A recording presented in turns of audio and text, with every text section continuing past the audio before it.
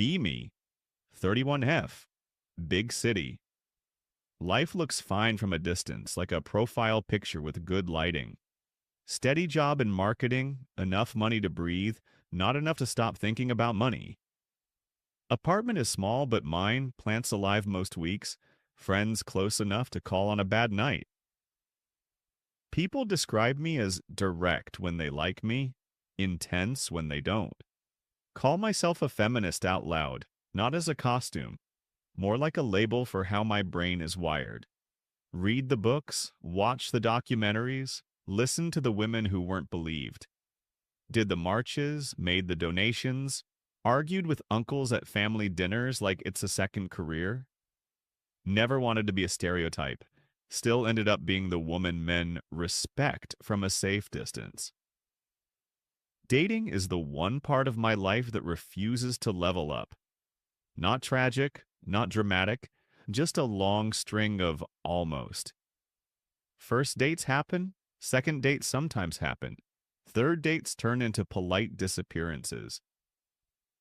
Guys tell me I'm amazing, and then vanish like I'm a subscription they forgot to cancel. Friends say the pool is broken, the apps are poison, the city is cold. May be true, but when the same thing repeats, the common denominator starts looking back at you.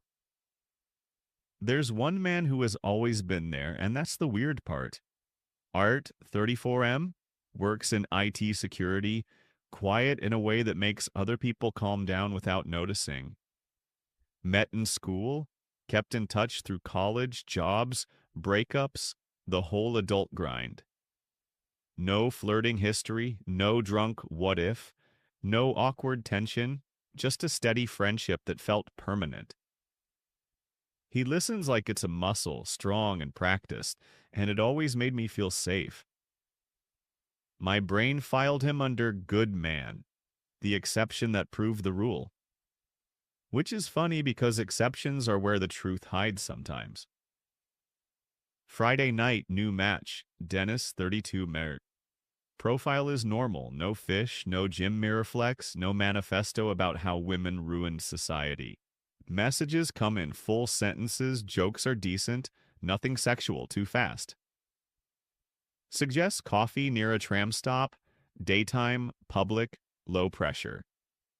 Agree because coffee dates are the closest thing to a controlled experiment in modern romance.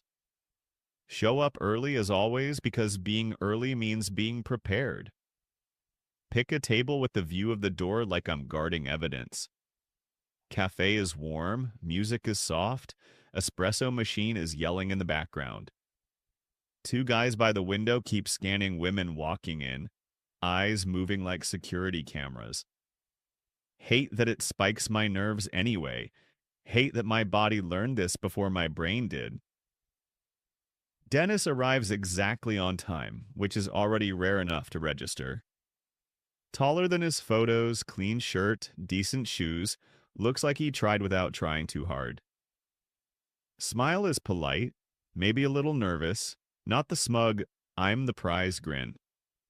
Hand goes out for a handshake, corporate vibe, but fine, it's not a crime. Sit down, basic talk starts, week is busy, work is work, city is expensive, haha. Server comes over. He asks what I want. I say, Americano, black, simple. He orders cappuccino, then adds a croissant. For us. Tiny thing, cute on the surface, and my brain still files it under assumption. Cute gestures can be sweet. Cute gestures can also be the first quiet, I decide. Tell myself not to be weird about it. Keep it moving. Conversation stays light, travel, hobbies, movies, the usual safe terrain. He tells a story about camping with friends, getting lost, using a compass, laughing about it.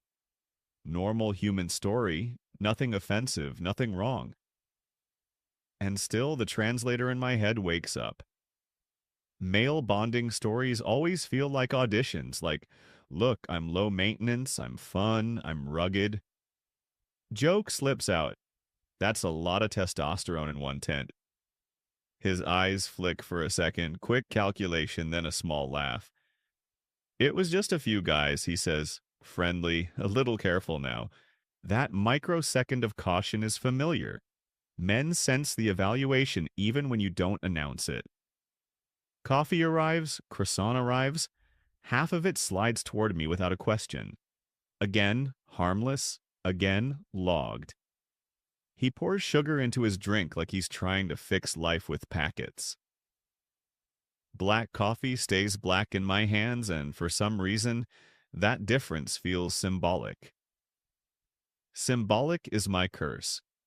Everything becomes a sign if you stare long enough.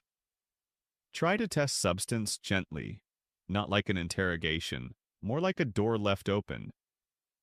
Ask vaguely what he thinks about everything lately, news, world, whatever.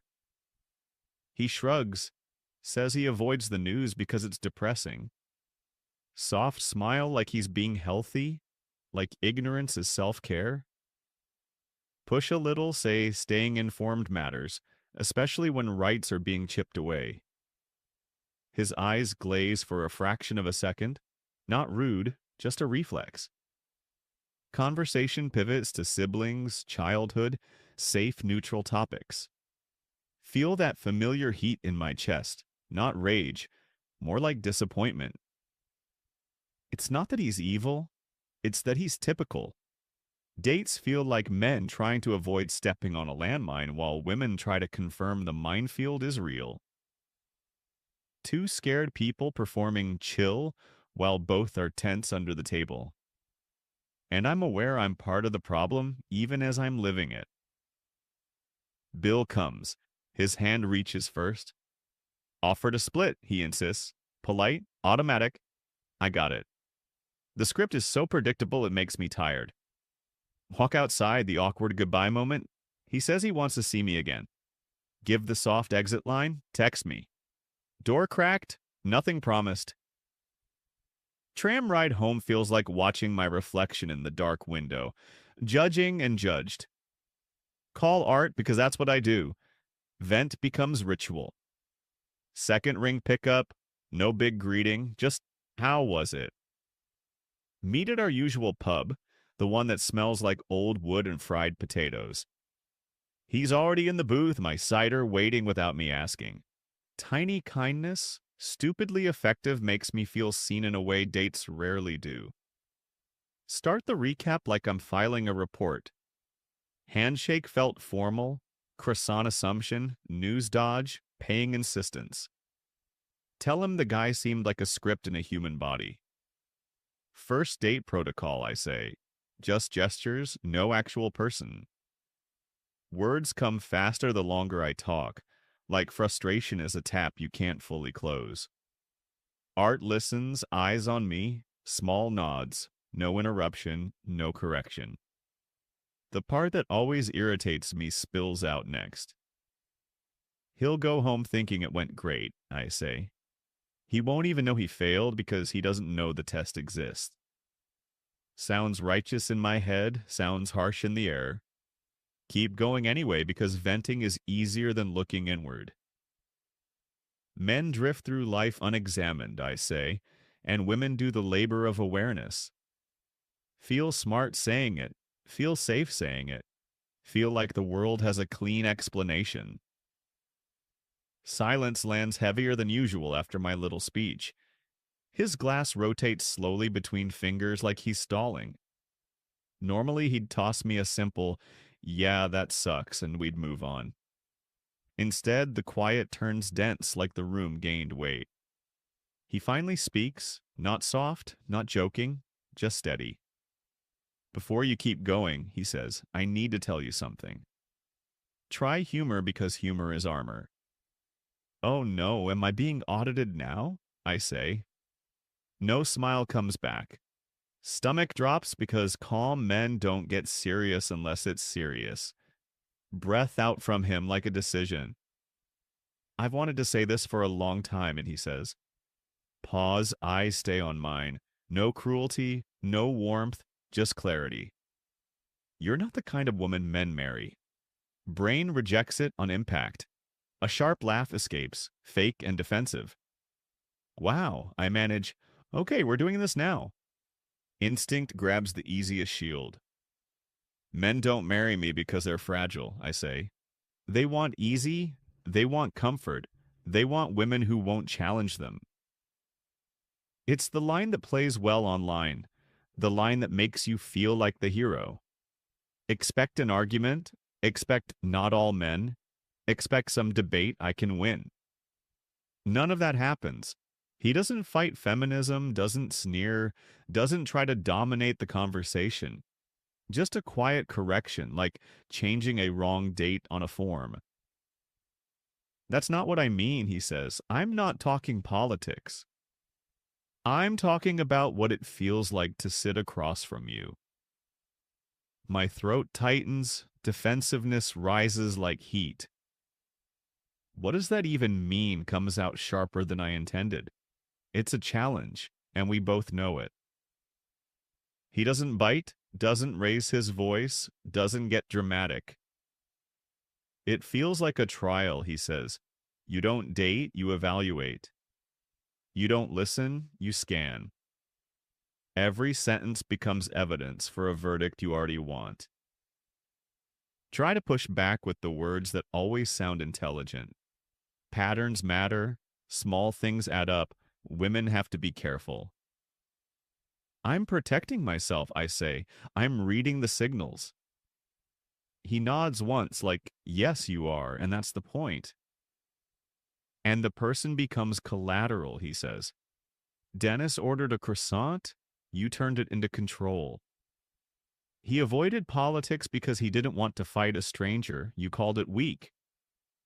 Do you realize how little room you leave for someone to just be human?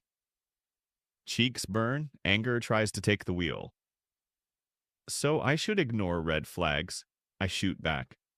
Pretend sexism doesn't exist. Pretend power isn't real.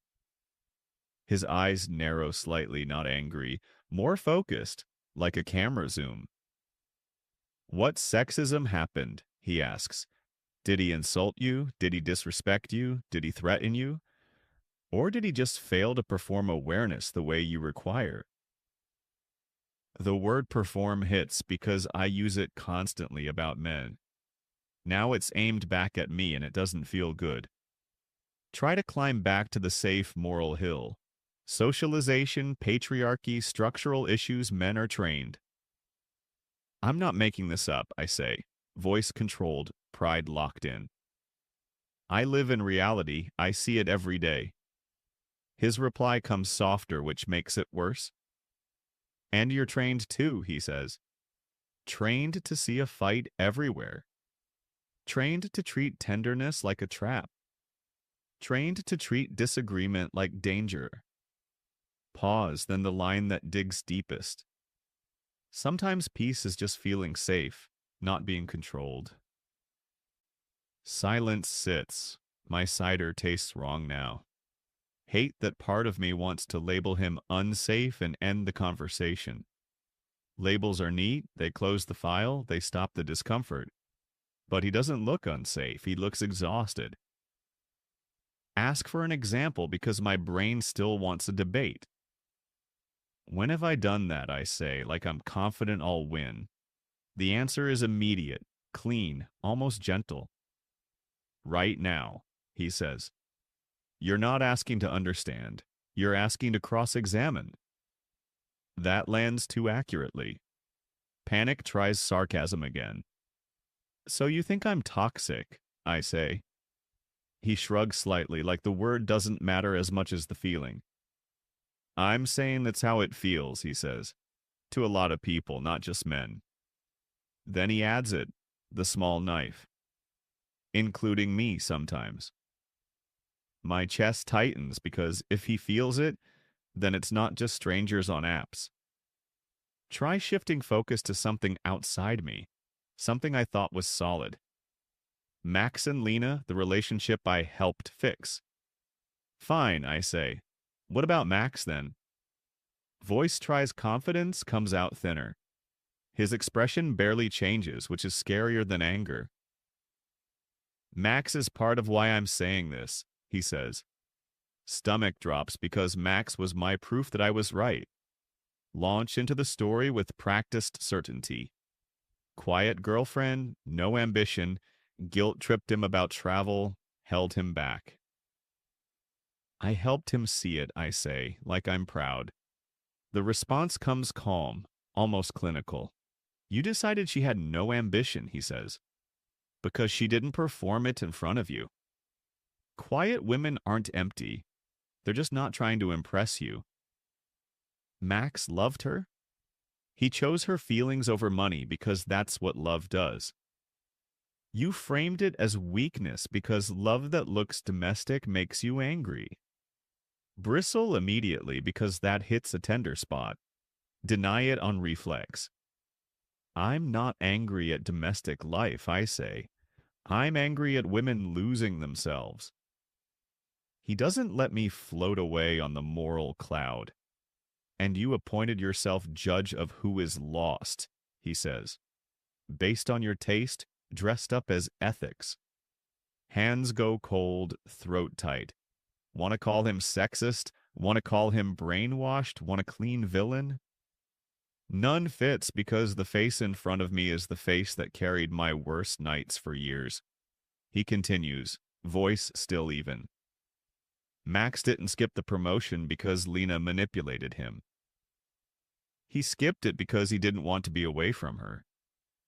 You planted the story that he was trapped. And once you plant trap in someone's head, everything becomes a cage. Heart pounds. I protected him, I whisper, and it sounds small. His head tilts slightly like he's sorry but not backing down. You recruited him, he says. You like being the truth teller. You like being the hero. You like being right more than you like people being okay. That sentence hangs in the air like smoke. It sounds harsh, yet it fits too easily over too many memories. The server drops the check on the table, quick and quiet.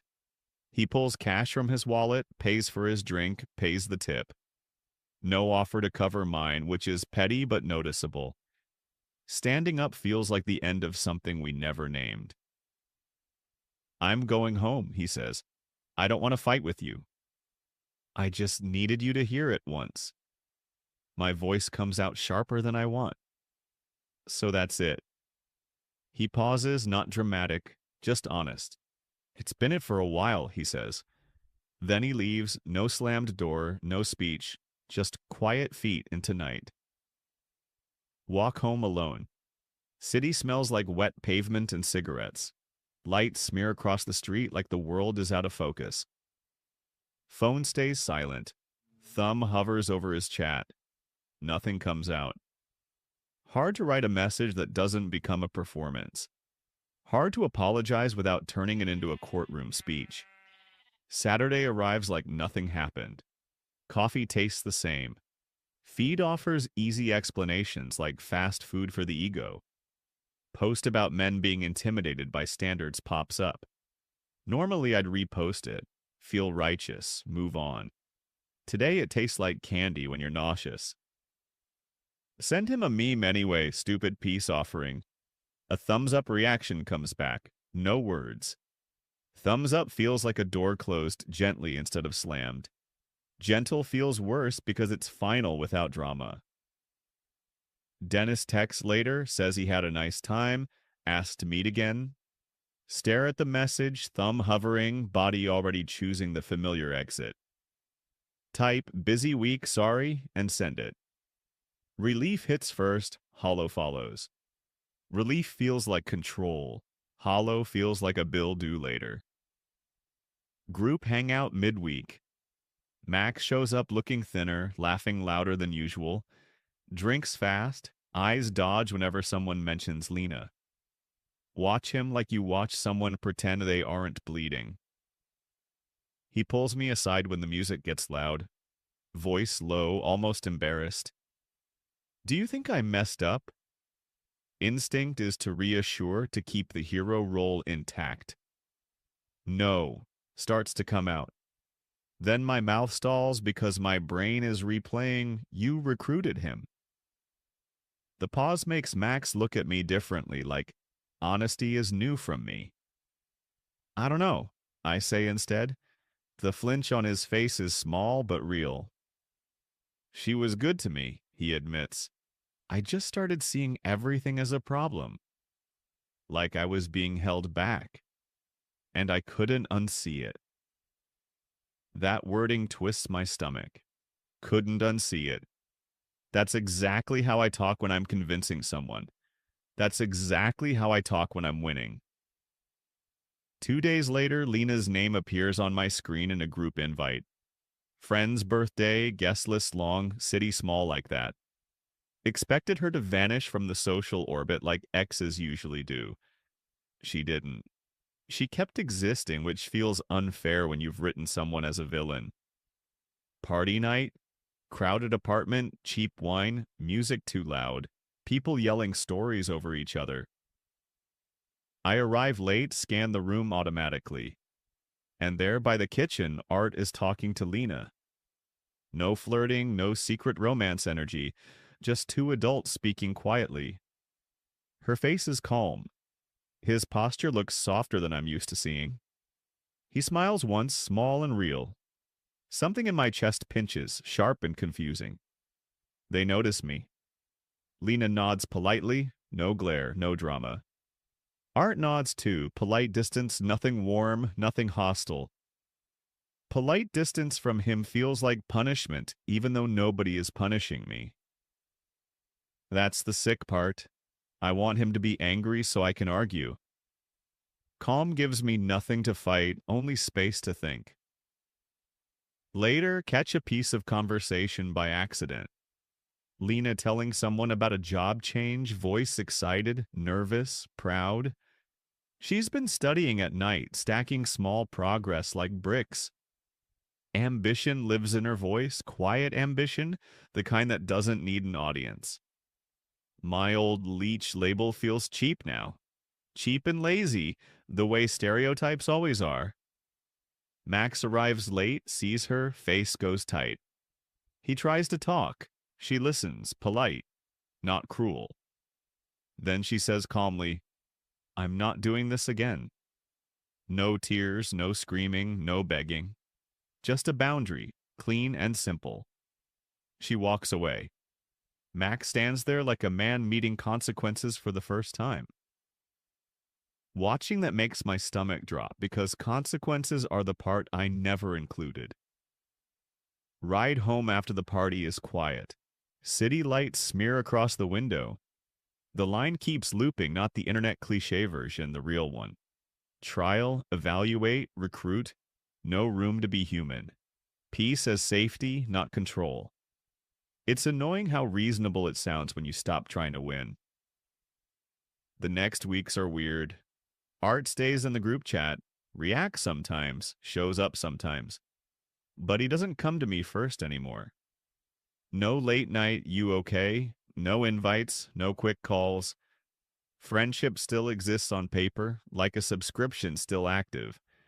It just stopped feeding me and I didn't know how much I was living off it. New match on the app, Igor, 33 Mer.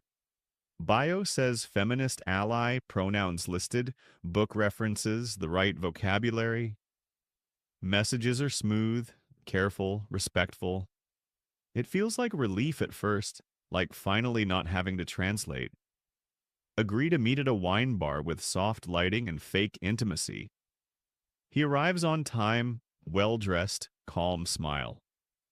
Compliment comes out perfectly, almost too perfectly, like he practiced. Conversation flows fast. He drops theory casually, names ideas like he's naming songs.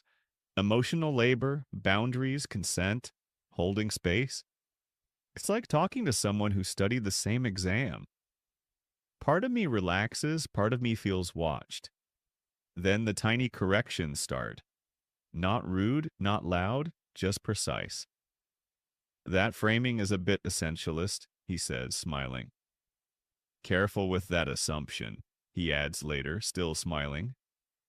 The words are polite, but my body stiffens anyway. Because the sensation is familiar, and I hate that it's familiar. Being evaluated. Questions sound open, answers get weighed. Interesting, he says slowly, like he's grading my tone. And how do you see your own complicity in that? Like he's setting a trap in velvet. Shoulders tense, voice gets careful. Careful voice is the voice I use around men I don't trust. And I'm using it around a man who speaks my language perfectly. Food arrives. He suggests sharing without asking. Tiny gesture, completely normal. Croissant flashback hits, absurd and sharp. Heat rises in my cheeks, not because of food, because of pattern. Scorecard starts forming in my head without permission. And that's when the realization creeps in, slow and ugly. This is me. Not the exact details, not the same politics. The vibe, the pressure, the hidden test. The feeling that one wrong sentence becomes evidence. The feeling that love has to earn itself with perfect answers. It's disgusting to experience it from the other side. Date ends politely. Bill reaches his hand first, then offers to split when I mention it. Smile is calm. I appreciate you naming that dynamic, he says. Line is so perfect it feels fake. Skin prickles, stomach tight. Walk away with relief, the same relief I always feel leaving dates. Relief that sounds like freedom but tastes like loneliness. Get home, kick off shoes, stand in the kitchen staring at nothing. Open my notes app without thinking. Old list is there, my flags list, the one I pretend is just wisdom. Pays control, doesn't pay entitlement. Avoids politics, Kai's coward. Talks politics, performative. It looks ridiculous in cold screen light. Not wrong in every case, just impossible to live next to. Thumb hovers over delete. Thumb doesn't press. Because deleting the list doesn't delete the fear underneath it. Fear of being trapped, fear of being used, fear of being small again. Fear that safety is rare and men don't get it. Fear that maybe I don't know how to be safe without being sharp. Phone buzzes once. Message from Art, only 2 words. Take care. No explanation, no fight, no warmth. Just a quiet distance made visible. Mirror catches my reflection in the hallway. Tired eyes, tight jaw, phone in my hand like a weapon and a comfort object. Ring finger bare, always has been, never bothered me much. Tonight it does. No cinematic transformation, no apology tour, no sudden new personality. Just a thought that feels like stepping on a nail. Maybe men aren't intimidated by standards. Maybe men are exhausted by courts they never agreed to enter. Maybe the strong woman wasn't the issue. Maybe the constant war posture was. Tough fabayu, you spend years fighting for safety. Tough fabayu, you accidentally become the thing people don't feel safe around. Meffabayu, the only man who told me the truth, did it quietly, then stepped back. Final thought, plain and uncomfortable. Knowing why they don't marry you doesn't magically make you want to change. It just means you can't pretend you don't know anymore.